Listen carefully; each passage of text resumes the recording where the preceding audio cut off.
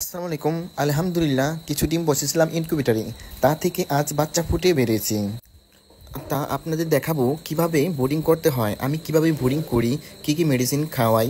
আমি সর্বপ্রথম বোর্ডিংয়ের তাপমাত্রা সঠিক রাখি, যেন বাচ্চা সঠিক তাপমাত্রা পায়, সঠিকভাবে পালতে পারি, তাহলে কোনো অসুখ বিসুখ হবে না। আমি সাধারণত অল্প মেডিসিন তেমন একটা খাওয়াই না, ভিটামিন জাতীয় মেডিসিন খাওয়াই।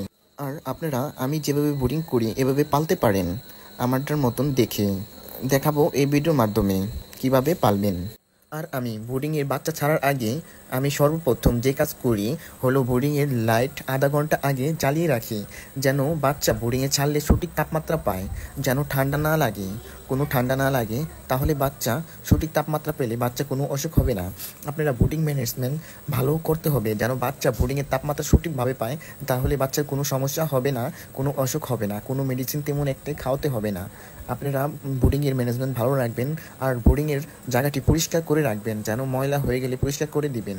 আর আমি যে বোর্ডিংয়ে বাচ্চা ছাড়ার আগে যে বোর্ডিং ঘর, সেখানে তুষ বা ধানের চিটা উপরে আমি নেকড়া বা পেপার বিছিয়ে দিই, কারণ বাচ্চা ছোট থাকার কারণে তারা ধানের চিটা বা তুষের উপরে থাকতে পারে না।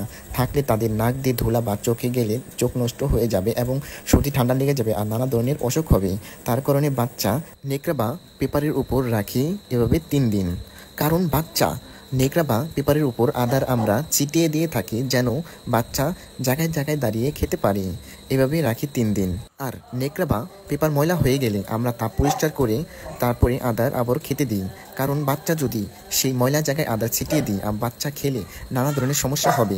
তার কারণে আমরা বাচ্চাকে পরিষ্কার জায়গায় খেতে দিই। এভাবে রাখি 3 দিন। তারপরে নেকড়া বা পেপার উঠিয়ে ফেলে দিয়ে বাচ্চাকে ধানের চিট্টা বা তুষের উপর ছেড়ে দিই। আর আমি বাচ্চার বোর্ডিংয়ে ছাড়ার আগে লাইট পানি দিয়ে থাকি, কারণ বাচ্চা যেন বোর্ডিংয়ে ছাড়ার পর এসে পানি খেতে পারে, লাইট পানি খেতে পারে। লাইট দিবেন 1 গ্রাম 1 লিটার পানিতে মিক্স করে খেতে দিবেন, যেন বাচ্চা খেয়ে দুর্বলতা কেটে নিতে পারে এবং রোগ প্রতিরোধ ক্ষমতা বাড়ায়।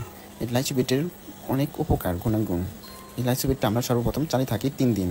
আর যদি বাচ্চা আপনারা অনেক দূর থেকে আনেন, তাহলে আপনারা অ্যামোক্সিসিলিন লাইট হাতে চালিয়ে দিবেন 1 গ্রাম 1 লিটার পানিতে। এভাবে চালিয়ে দিবেন 3 দিন। আর 3 ঘন্টা পর পানি চেঞ্জ করে দিয়ে থাকি, কারণ ওষুধওয়ালা পানি 3 ঘন্টার উপর মেয়াদ থাকে না, ওই পানি খেলে বাচ্চার সমস্যা হবে।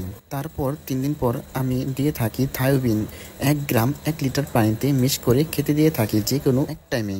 এই 3 দিনের সাথে আমি যে কোনো এক টাইমে মাইক্রোনিট 1 গ্রাম 1 লিটার পানিতে দিয়ে থাকি 3 দিন।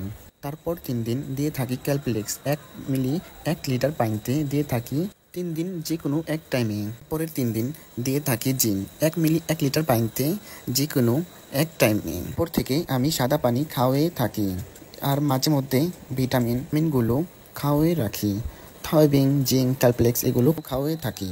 আর আপনারা বাচ্চা বোর্ডিং তাপমাত্রা সঠিক রাখবেন। বাচ্চা দেখবেন, বাচ্চা যদি সঠিক তাপমাত্রা পায় তাহলে বাচ্চা সুন্দরভাবে ছড়িয়ে ছিটিয়ে শুয়ে থাকবে এবং সুন্দরভাবে হাঁটাচলা করবে।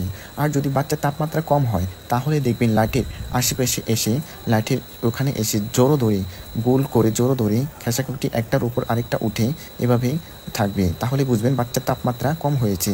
আর যদি বাচ্চা তাপ বেশি হয়ে যায় তাহলে বাচ্চা বোর্ডিংয়ের বেড়ার পাশ দিয়ে শুয়ে থাকবে বেড়ার আশপাশ দিয়ে, তা আর বাচ্চা হাঁটাহাঁটি করবে না, লাইটের বলে আসবে না। বুঝে নেবেন তাপমাত্রা বেশি হয়ে গেছে, তাহলে আপনারা তখন নিয়ন্ত্রণ করে নেবেন বাচ্চা যেন সঠিক তাপমাত্রা পায়। এভাবে সঠিক তাপমাত্রা রাখতে পারলে বাচ্চার আশা করি কোনো সমস্যা হবে না। আর বাচ্চাকে কী ভ্যাকসিন করতে হয় জানিয়ে দিব অন্য নেক্সট ভিডিওর মাধ্যমে। আর সবাই ভালো থাকবেন। আসসালামু আলাইকুম, আল্লাহ হাফেজ।